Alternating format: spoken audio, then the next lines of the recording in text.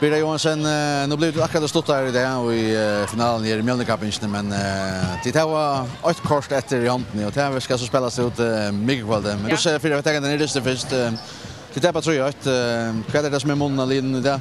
Det var ju vi får släcka med och när så kan köra hundan till. Och jag var inte rycker. Det är simpelt här.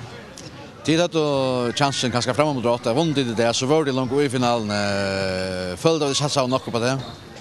Nej. Alltså vi då jag spelar nog bättre det än vi gjorde det och jag gjorde det inte och så mot på att mig där.